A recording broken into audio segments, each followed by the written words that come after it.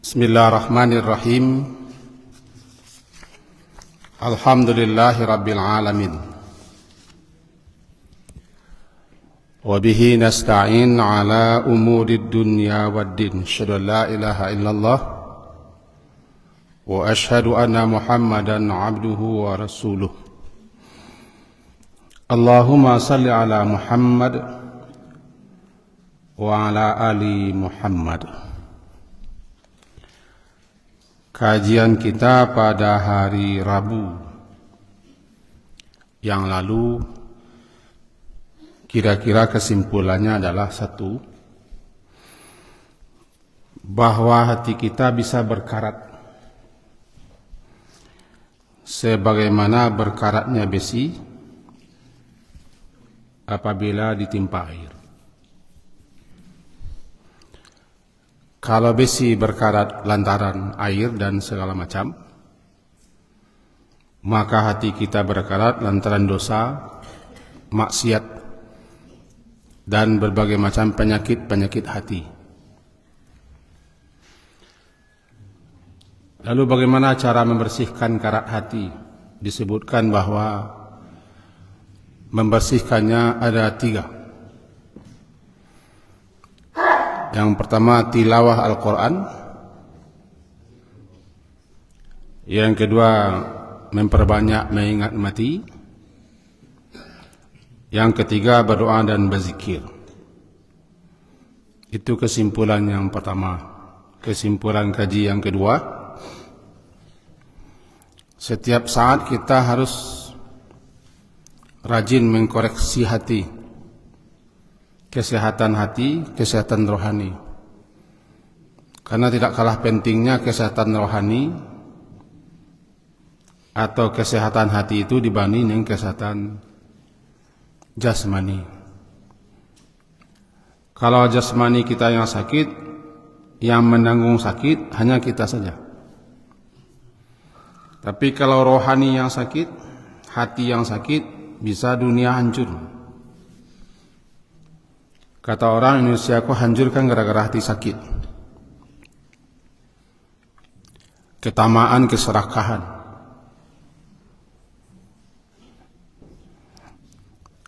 ambisi, egois, Sultan Syukur Rajo Diateh.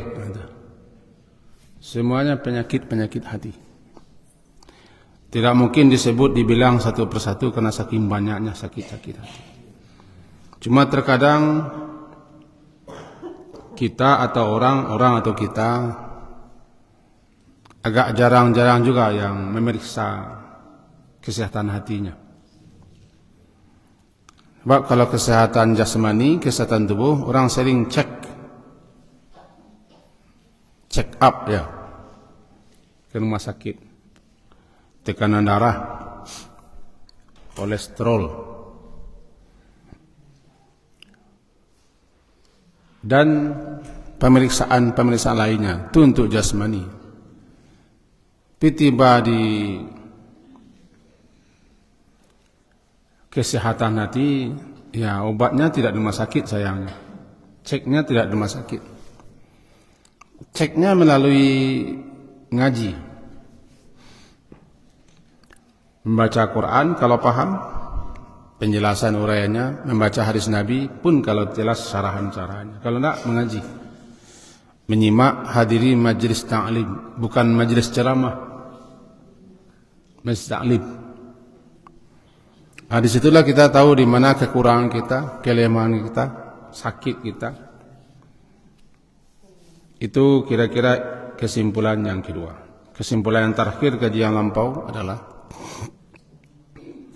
bahwa dosa-dosa, kesalahan-kesalahan, kemaksiatan-kemaksiatan, pelanggaran-pelanggaran mengotori, bahkan bisa menghitamkan hati sehitam-hitamnya. Bahkan sampai bisa nanti menjadi ran. Kalabal ran. Ran hitam yang menutupi hati. Hati hitam lantaran dosa demi dosa yang tidak diistighfari, dan tidak ditinggalkan serta tidak taubat, sehingga dia bertumpuk-tumpuk. Akhirnya hatinya diselubungi oleh hitam pekat, namanya ran. Kalau sudah begitu, hati jadi menjadi gelap, kesat, namanya qaswatul qalb. Hati keras, kesat. Kalau bahasa awaknya ndak muih pangal, marah, taga, binga. Banyak istilah orang wak untuk hati yang seperti itu. Maka sering-seringlah berzikir, berdoa, beristighfar, dan menambah-nambah syukurlah menangah kaji. Ketidakmauan dengan kaji itu kan merasuk kulubuna gulf, hati kami lah panuh. Ndak panuh, ndak ada orang nam panuh tu Allah. Sehingga Allah itu maha sempurna. Selain daripada Allah tidak ada yang sempurna. Kalau ada pula yang sempurna selain Allah, maka sudah bersaing pula Allah dengan yang lain. Itu makanya Allah itu subhanahu wa ta'ala, maha suci dia karena maha sempurna, maha tinggi dia daripada segala-gala. Nah, pagi hari ini kita lanjutkan. Kalau tadi dibilang bahwa dosa-dosa, kemaksiatan, penyebab kekotoran hati, kekotoran jiwa, bahkan pengundang adanya bala. Kan apabila seorang hamba melakukan suatu dosa, tumbuh namanya nuktah. Nun, kaf, ta, dan ta marbutah, nuktah. Bintik hitam yang terdapat di kain putih namanya nuktah. Bukan qaf, kaf. Nuktah sauda. Tumbuh nampak bintik hitam. Satu dosa. Kalau dia sadar bahwa hatinya kotor, bagaimana pertanda hatinya kotor? Gelisah, tidak tenang. Al-ismu mahaka fi nafsik. Dosa itu apa yang menggelisahkan dirimu. Tapi orang yang berpakaian hitam, sehitam apapun kotoran, tidak sadar dia. Dia tidak sadar bahasa berdosa. Yang sadar bahasa kumuh itu kain putih.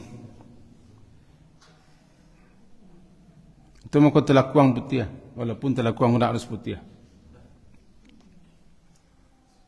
Putih.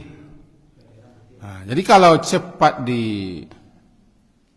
diistighfarkan, ditaubatkan, bersih. Kalau tidak, dia akan menumpuk. Kata para ulama, kalau kita ditimpa suatu musibah, sinyal bahwa kita berdosa. Bahasa gua lah. Kalau ada kita kena sesuatu musibah, sesuatu yang tidak kendaki, yang tidak kita inginkan terjadi menimpa diri kita, itu suatu sinyal, suatu isyarat, suatu alamat ada dosa. Karena tidak akan ditimpa seseorang suatu musibah pun melainkan karena dosa. Sehingga hati itu bisa tidak tenang, takut, cemas, gelisah, resah. Itu kenapa ada penyakit itu? Karena ada sekian banyak tumpukan-tumpukan dosa. Harus banyak-banyak kita berzikir, beristighfar, baca Quran, mengingat mati. Atau melakukan amal-amal saleh. Ada sekian amal-amal saleh yang apabila kita lakukan yang ikhlas, bisa terhapus. Namanya takfir. Bisa menghapus dosa-dosa yang ada di hati. Dosa kan dibagi dua. Dosa lantaran kita zalim kepada Allah. Itu melanggar. Yang tidak ada sangkut pautnya ya orang. Kelalaian kita, tidak menunaikan kewajiban dan segala macam kepada Allah selaku hamba Allah. Nggak ada hubungannya orang. Tapi adalah dosa kau berhubungannya orang. Namanya zalim kepada sesama. Mencaci, menghina, menggunjing, menjelek-jelekkan, menyebar aibnya, menipu, mengicuah, curang, merampok, merampai, banyak, santiang banyak. Itu dosa berkaitan dengan orang. Dosa yang berkaitan dengan Allah, istighfar dan taubat, memenang. Dosa yang berkaitan dengan orang, ya minta rela, minta maaf. Nah, dosa-dosa yang bisa dihapuskan dengan amal saleh namanya takfir, wa kaffir anna sayyiatina, dosa-dosa yang bukan berkaitan dengan orang. Tapi dosa-dosa yang berkaitan dengan kelalaian kita kepada Allah. Tentu Allah yang akan menghapus. Kalau dosa kita berkaitan dengan orang tu nak maafkan, disampaikan minta ampun kepada Allah. Dua tu. Jadi barabana kita basi kuampe minta ampun kepada Allah, dosa kita cukup tu ndak yo Allah saja, yo orang. Basi kuampe kita minta ampun. Sementara yo orang ndak yo lah dah. Ndak mau dah. Gitu penjelasan para ulama dalam menjelaskan tentang dua dosa tadi. Dua dosa. Jadi yang paling lama kita nanti berdiri di hadapan pengadilan Allah, dihisap, ya sesama kita. Karena kita datang menghujat, datang menuntut begini banyak, sambuh sesama-sambuh Allah. Bahasa kami sambuh banyak, aku sambuh Allah. Sambuh Allah. Nah, semua kan? Nah, ada amal-amal saleh. Yang aku amal saleh. Duduk di masjid, salat subuh, salat sunat, duduk menyimakkan kajian. Amal terbaik setelah kewajipan-kewajipan lain adalah mendengarkan kajian. Lebih utama daripada baca Quran, zikir, doa. Duduk zikir. Karena malaikat pun hadir. Hadir malaikat. Dan majlis itu dicari oleh para malaikat.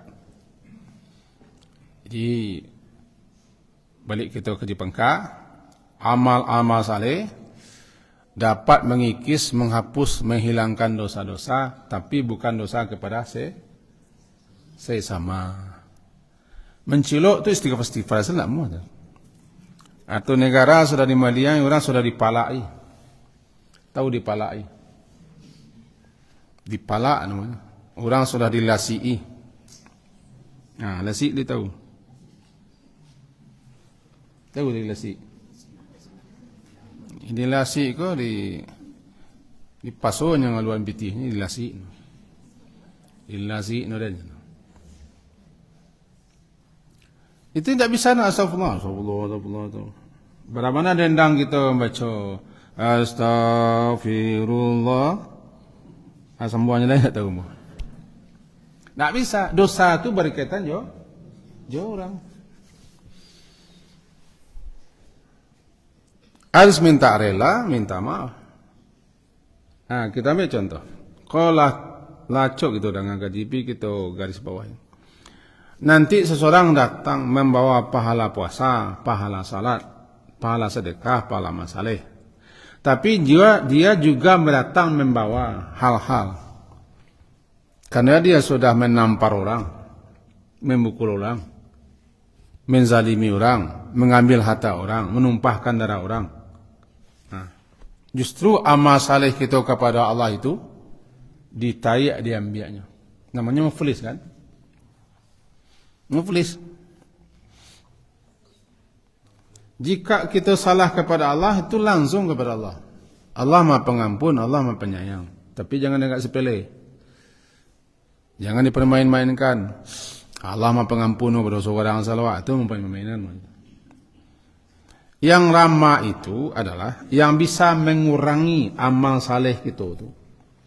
Yang bisa mengurangi pahala kita itu adalah karena sesama kita kok Tidak belok, tidak selesai. Karena kita zalim kepada sesama. Itu yang mengurangi. Atadruna manil muflis? Apakah kalian tahu orang yang bangkrut? Orang yang bangkrut, orang yang banyak melakukan amal ibadah, amal saleh, tapi dia juga banyak melakukan kezaliman kepada sesama makhluk manusia. Habis.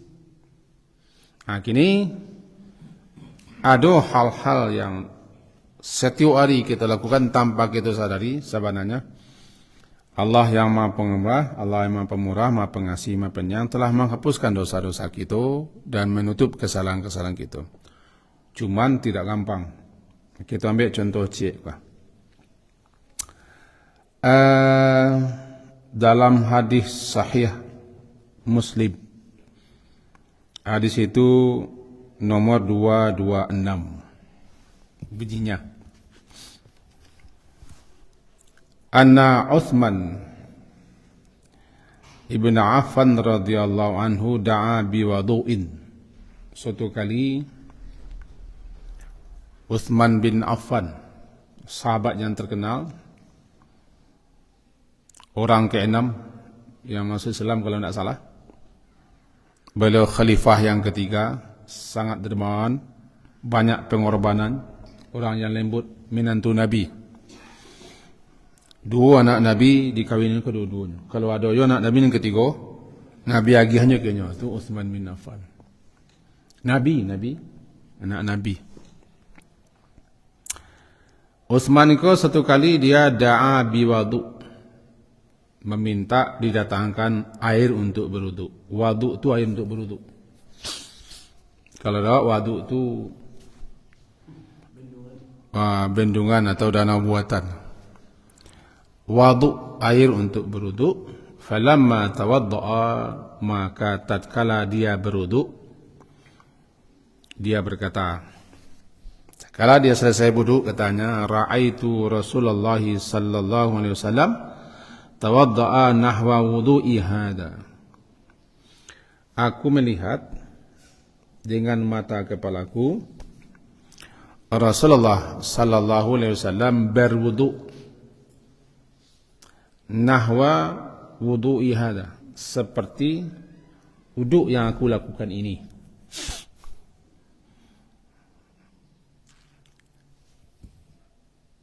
Aku berwudu, wudu yang aku lakukan ini sebagaimana wudu yang aku lihat Rasulullah memperbuatnya, melaksanakannya. Kata Utsman, karena dia sahabat. Tsumma qala Rasulullah, setelah Rasulullah berwudu sebagaimana yang kalian lihat aku berwudu ini, nah Rasulullah bersabda kepada kami. Apa sabda Rasulullah? Man tawadda'a nahwa wudu'i hada, siapa yang berwudu seperti wuduku ini, kata Rasulullah, thumma qama, kemudian dia berdiri,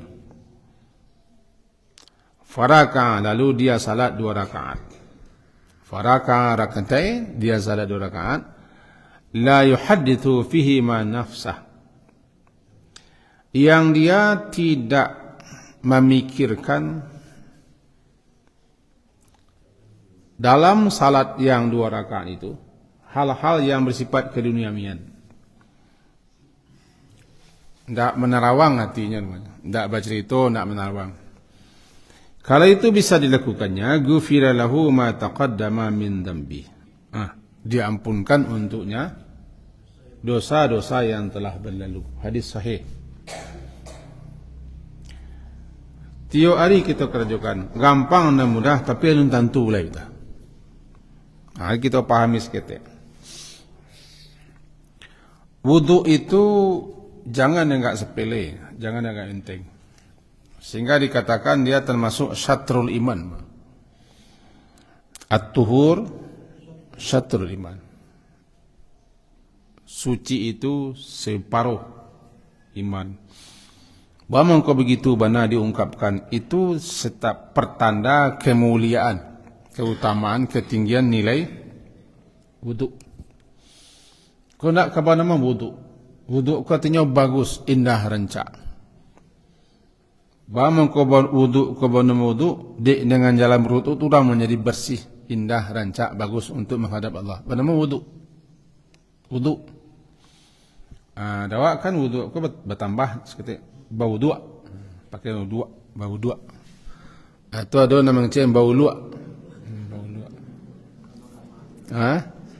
Kan bahasa orang, Wak. Bahasa orang, Wak. Secara bahasa wuduk itu bersih, indah, bagus, rancak. Itu berarti kita harus berancak-rancak, berindah-indah, berbagus-bagus untuk menghadap Allah. Yang paling perlu dibaguskan hati. Jadi at-tuhur syatrul iman. Suci itu separuh iman.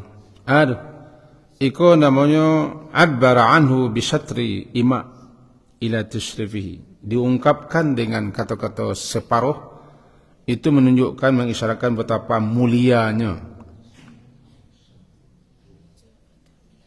fadilahnya, betapa utamanya wuduk atau suci itu. Bahkan salat tidak bisa dikerjakan kalau tidak diawali ini itu. Innal wudu' miftahus salah. Wuduk kan? Miftahus salah at-tuhur. Kunci salat adalah suci. Wa tahrimuha takbir. Dan yang mengharamkan segala sesuatunya takbir. Sehingga orang kalau la bertakbir haram. Segala sesuatu yang boleh di luar salat. Dengan takbir itu haramnya. Mana? Mula takbiratul ihram. Takbir yang mengharamkan, tidak boleh mengecek, tidak boleh makan, tidak boleh TikTok, tidak boleh bagalui, tidak boleh lalok. No, haram. Tahrimuha, yang mengharamkan salat itu dengan takbir. Dengan takbir lah haram melaksanakan sesuatu yang sebelumnya halal. Kedudukan ihram itu loh. Apa namanya ihram? Karena dengan membaca labbaik Allahumma umratan, labbaik Allahumma hajjan, mengharamkan kita melakukan yang sebelumnya halal. Apa nama? Ihram. Orangnya muhrim. Agak beda dengan awak seketik. Muhrim itu dah awak muhrimnya. Sebenarnya kan mahram. Harib. Wa tahliluha, tahlilnya yang menghalalkannya lagi, taslim dengan salam itu lah halal balik nan cakap ndak boleh. Tahlil atiba di haji umrah tahallul. Nah, mirip. Tahlil menghalalkannya. Yang di dalam salat kita ndak boleh makan, berbicara, berjoget-joget dan segala macam lah. Lah salam itu halal, tahlil. Tiba di umrah, lah selesai beko sa'i, tahallul. Selesai melempar jumrah, Aqabah, tahallul. Halal, boleh. Allah tidak akan menerima salat salah seorang kamu apabila dia berhadas hingga dia berwuduk. Istimewa wuduk. Salah satu keistimewaan wuduk itu begini.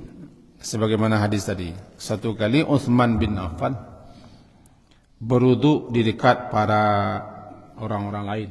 Sebagaimana wuduk yang dilihatnya, sebagaimana wuduk yang dilihatnya, Rasulullah berwuduk. Salah satu orang yang paling mirip wuduknya dengan Rasulullah adalah Uthman. Ini mencalik benar. Mencalik benar. Di situ ulama menjadikan kepada kita lebih berkesan memberikan pelajaran itu dengan langsung praktek.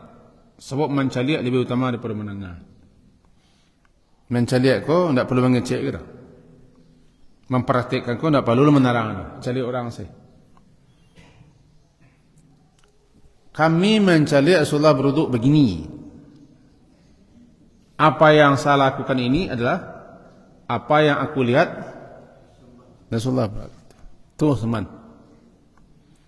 Nah, setelah kami melihat Rasulullah berwudu,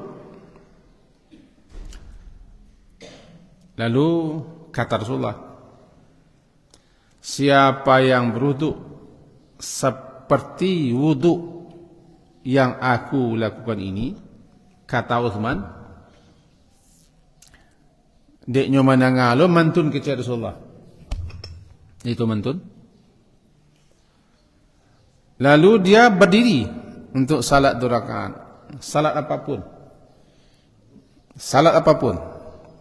Tentu termasuk salat sunat setelah berwudu yang populer disebut dengan salat wudu. Bahkan salat tahiyatul masjid pun, salat rawatib pun lah termasuk. Pokoknya salat 2 rakaat. Apalagi salat khusus, salat sunat wudu. Yang di dalam salat tadi, faraka'a rakatain, di dalam 2 rakaat salat tadi, la yuhaddithu fihi ma nafsah. Amo calik-calik pelajari mau kasih la yuhaddithu fihi ma nafsah. Kalau kita cari terjemahannya macam-macam saja terjemahan. Lalu kita cari kitab syarahan-syarahan. Maknanya adalah ketikanya melaksanakan salat yang 2 rakaat tadi, dia tidak memikirkan hal-hal di dalam dirinya, masalah-masalah yang berkaitan dengan masalah-masalah yang di luar salat. Dan di luar salat adalah masalah keduniawian. Berarti kalau namanya fokus khusyuk. Salat rakaat. Dalam salat tadi di 2 rakaat itu dia tidak memikirkan hal-hal yang bersifat keduniawian. Pikir wak sudah salat beko kanu. Itu pikir kabar lek beko ga. Atau pai ke Padang, di ke Padang jalannya nak boleh ke Melala lek yang jauh sini. Itu pikiran namanya yuhaddithu nafsah. Artinya dalam 2 rakaat cekatnya berusaha untuk fokus, untuk khusyuk, jangan sampai pikirannya menjala. Kama menjala? Kian kembali. Dibawa kian kembali. Tapi kalau terlintas ke apa sawan? Terlintih.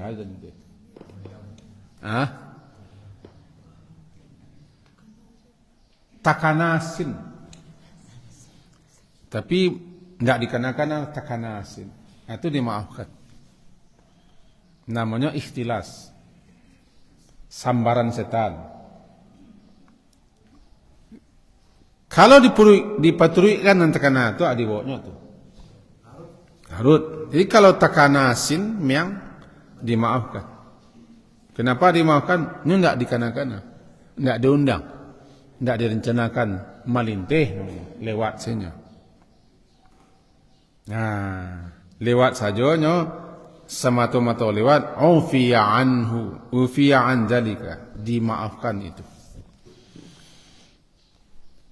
Cuman tapi kalau kita sengaja memikirkan, membuat rencana, membuat program, atau memang melayang-layang kian kembali pengana, kalau itu nanti jadi tidak dapat keutamaan. Keutamaannya ghufira lahu ma taqaddama min dambi, diampunkan untuknya orang yang berwudu seperti wuduku ini apa saja dosa-dosanya yang telah berlalu. Ada sekian hal yang kita garis bawahi. Kalau ingin diampunkan dosa kita, dosa yang menghitamkan, yang menggelisahkan hati, yang mengotori hati, yang membuat hati berkarat, pertama kita harus berwudu seperti wudunya Rasulullah. Artinya kita harus mengilmui babanan dan wudu Rasulullah. Kalau wudu awak apa? Kan masih wudu orde lama. Ada kita kok yang masih orde lama wudu. Orde ibtidiyah. Orde disuruh mengaji. Sesudah itu enggak berubah-ubah leh. Ambo nak menduduh tu bisa jadi. Ada wudu kita ko ala sesuatu jo. Ala ketika mengaji di surau. Sesudah tu enggak ada perbaikan. Sebab kita membaca indak, mendengar indak, ia ajar orang, dia jarang maduk. Kalau maduk encak, dia jarang larinya. Nyo babana surang. Dari tahu babana surang. Dan bana tu surang tu bana surang. Tak pernah koreksi.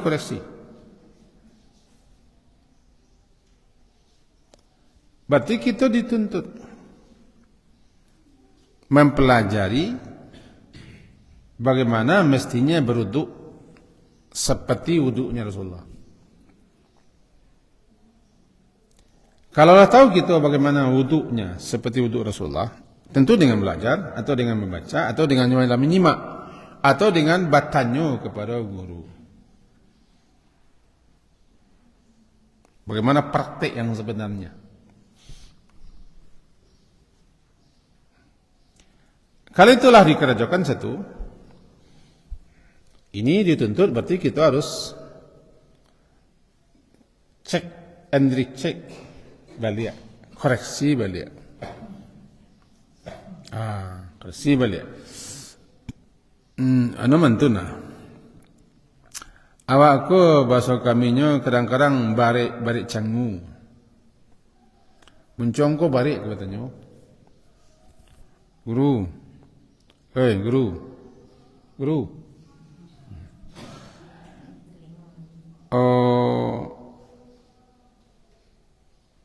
Uduk kami ku sebenarnya kalau mangko lah batu aku. Barik kita bertanya ke guru.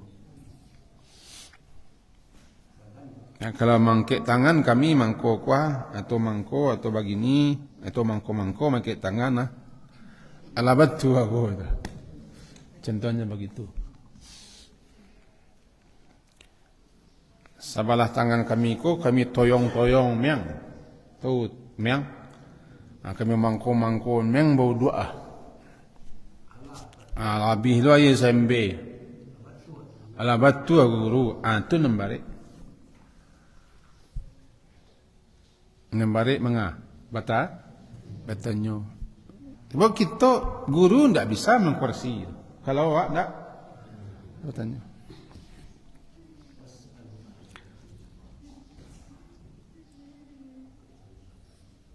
Pak dokter, tolong mau minta ubek. Iwa penyakit, iwa gimana mau ubek? Nak namu. Nak tanya. Sakitnya apa? Tarang ke dokter. Sakit mangko. Ala dipeloknya dokter. Di kita kalau ingin apa? Ya, kita tanya ke guru. Kami mangko selama ko salat kami ya. Wudu kami ya. Bersuci kami. Berdoa, berzikir dan panjang. Allah lah digarih makanan baik dulu. Itu nombor 1. Jangan sampai bijak-bijak pandai-pandai surang sin. Bagi yang tidak tahu, kalau yang tahu tu sudah biasalah. Harus berani cek. Bu, gambarannya bunyinya man tawadda'a nahwa wudu'i hada. Siapa yang berwudu seperti sebagaimana wuduku ini.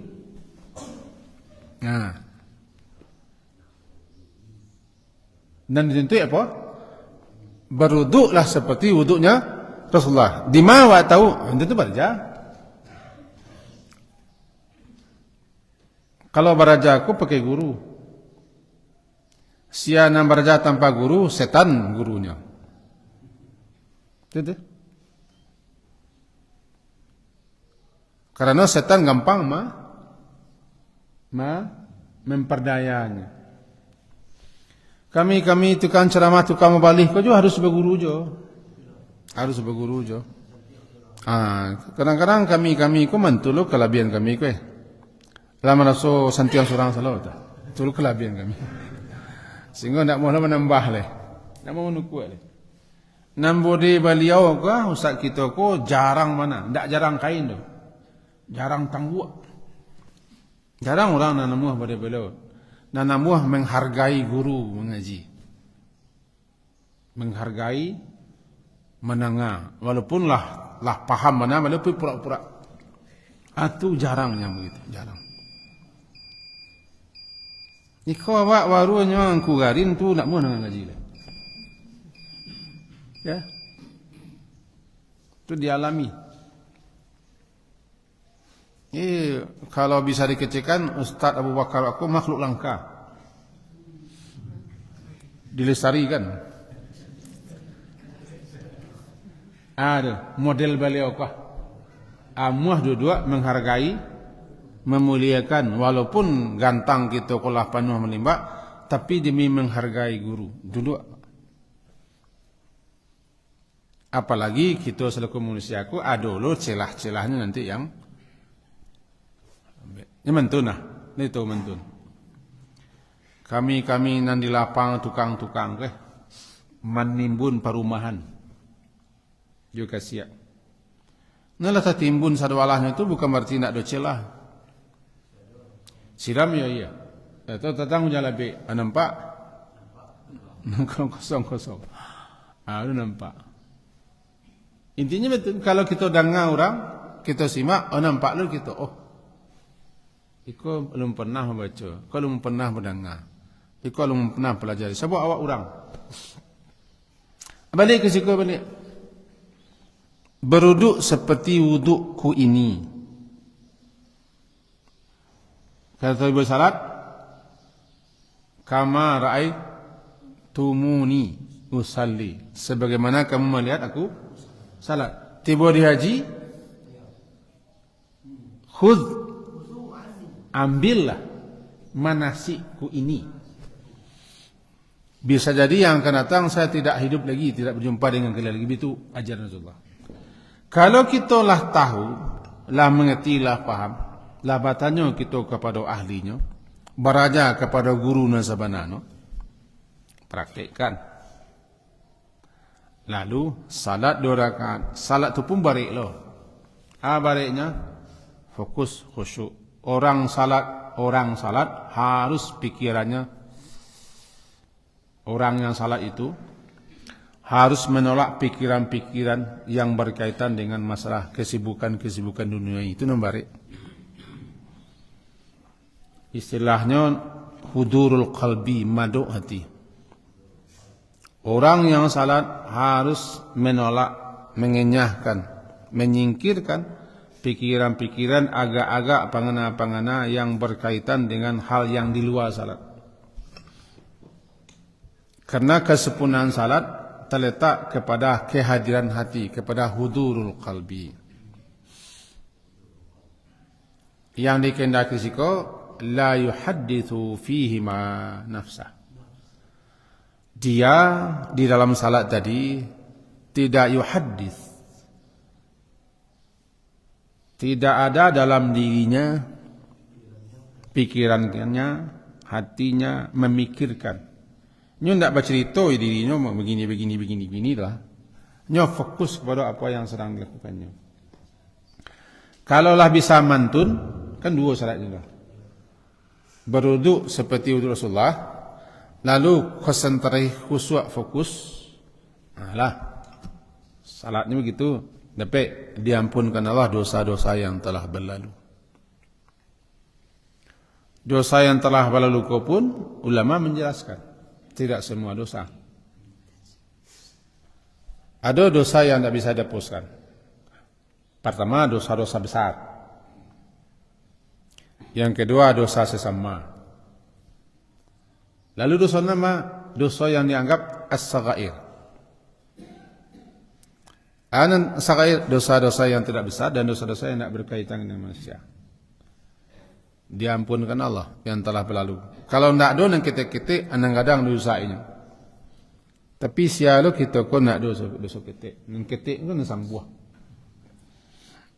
Namanya nang kita kadang. Kau takut orang. Namanya samui pada gajah. Berarti banyak dosa ketik pada dosa gadang. Nang ketik-ketik tu dosai setiap hari banyak nang ketik-ketik kau nak mengumuhi hati kita. Yang dihapuskan adalah cuman apakah kita termasuk yang dihapuskan?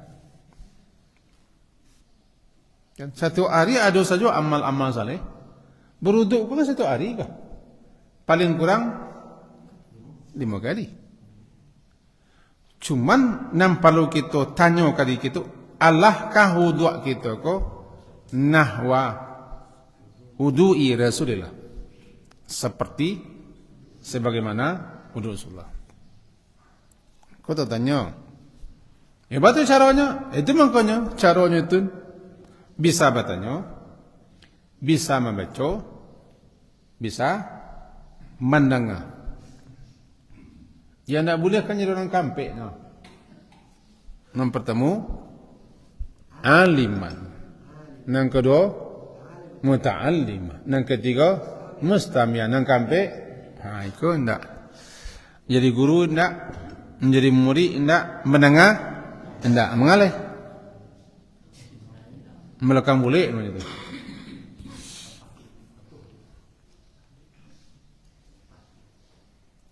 Halo? Satu hari, baru 1 hari. Masalahnya apakah kita lagi termasuk orang yang mendapat kau? Diampunkan dosa-dosa yang telah berlalu? Tidak tahu. Di mana tahu? Cek balik. Kalau lah kita berwuduk seperti wuduknya Rasulullah, tiba salat. Apakah salat kita kau lagi khusyuk? Kaifiatnya, syaratnya Allah, kaifiatnya Allah, hadapnya Allah. Lalu hadir kalbi. Kalau Allah, berarti kita berbahagialah. Tapi tidak boleh pede. Sebab orang yang pede itu nak mohon nanti memeluk-meluk Allah. Mudah-mudahan kita termasuk orang nan lai barasiah senati kita tarui. Tapi tidak mungkin. Pembarasiah hati amal saleh. Disampaikan minta ampun. Yang marsian hati Allah. Namanya takfir. Salah satu cara membersihkan diri kita daripada dosa, beramal saleh. Salah satu bentuk amal saleh, wuduk nan setiap hari kita kerjakan. Rutin. Tinggal kita lagi memeluk-meluk. Mudah-mudahan kita dapat memahaminya. Kaji kita itu. Sekian. Rina ragu. Tak. Kan tinggal berwuduk saleh. Semoga kita ko masuk surga sadu Allah no. Adonan dulu, adonan kemudian.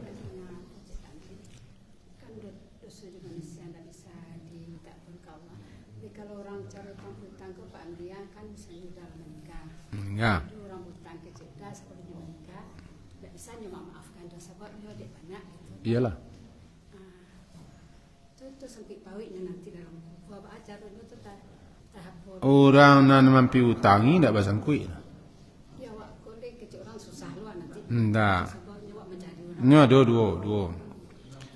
Yang pertama yang berhutang. Yang kedua yang mampu utangi. Orang mampu utang itu gadang pahalanya. Kadang pahalanya. Sebabnya lah melapangkan, meringankan, membantu orang lain. Kemudian dia dibayar orang, sabarnya menjalani bayar orang, bertambah pahala celai. Orang nampi hutang orang lain berhak meminta, bahkan berhak mengadukan kepada aparat hukum. Sebab no haknya itu bukan kita mana orang dah. Harus diminta. Meminta tu tidak berdosa gitu. Cuma kalau minta ku kita kerantainya sebalik negari kan ya, Pak. Pamu saya mongko begini heboh sekampung kan ya, Pak. Minta dengan wajar, laporkan dengan wajar. Orang utang 1 miliar nak bayar tanah mewah. Ndak baat tu. Kalau tanah mewah masuk surga langsung. Jadi boleh dilaporkan? Boleh. Tapi kalau utang 1.000 nanti lah laporan hilang lo kabau ada penjahit. Boleh. Orang nak meninggal tak masalah. Mana masalahnya? Tak ada hadis masalah. Nah. Itu kaji sini. Yang nak salah saya kok adalah orang yang mati dalam keadaan berhutang. Nafsul mu'mini mu'allaqatun bidaini hatta yuqda an daini. Jiwa orang mukminku terkatung-katung, tersangkut paut dengan hutangnya di alam barzah. Persoalannya urusannya tidak jaleh. Bahkan orang yang mati syahid pun belum boleh masuk surga ruhnya. Tambik di pintu surga. Lantaran berkaitan dengan hutang yang tinggalnya. Atau maka Rasulullah pun nak muah mensalat orang yang mati berhutang. Salat sekalian. Itu ancaman dia. Kalau lama-lama nanti Rasulullah yang berhutang. Saya nak berhutang mau bayan. Karena takutnya Rasulullah ruhnya. Jadi uruh siapa? Uruh orang yang berhutang. Itu loh namanya zulmun, namanya matlul ghani zulmun. Orang nalah mampu bisa membayar tapi tidak dibayarnya zalim. Dibawanya mati. Karena ini sini. Orang yang berhutang tidak, orang berhutang ku lapangnya. Pepa lo dengan catatan yang cekoh. Apa cek? Kan hutang dulu kan. Kami waktu itu kan murah. Jadi kalau minta gini tu ambil mahal, tu tak kacui sekian hutang tu. Makanya kita agama mengajarkan barabana utang piutang transaksi ko sagiratan au kabiratan faktubu. Catat. Buat perjanjian. Di penjam dibayar yo, tak salah lah. Salah. Sebab di pinjamnya di piti ko nak. Kini saya harga dolar barang. Tak salah gitu. Ya, babunyian. Miskian. Tu orang tu deh. Mengaji tunda-tundanya. Ndak, nan zalim buat kata-katainya. Mengkata-katainya, membeber-beberkannya di media sosial sampai orang Amerika tahu loh. Ini kan ada loh beberkan. Ada orang hutang nak membayar. Siapa ni? Siapa tu nak? Kanainya kan media masa. Tentu saja. Dah, orang yang meninggal tak salah. Tidak. Sebabnya memang tak salah. Kecuali ada di luar-luar itu yang mau nak tahu.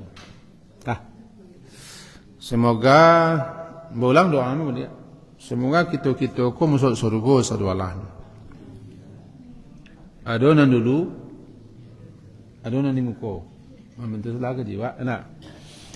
Dan mari kita terus peloi diri kita, amal kita, koreksi terus. Nak bisa kita mengkoreksi kalau kita tidak membaca, tidak menyimak, tidak barengan, tidak bertanya. Sekian, subhanakallahumma bihamdika asyhadu an la ilaha illa anta astaghfiruka wa atubu ilaik. Wassallallahu ala Muhammadin wa ala alihi ashabi jami'in. Alhamdulillah.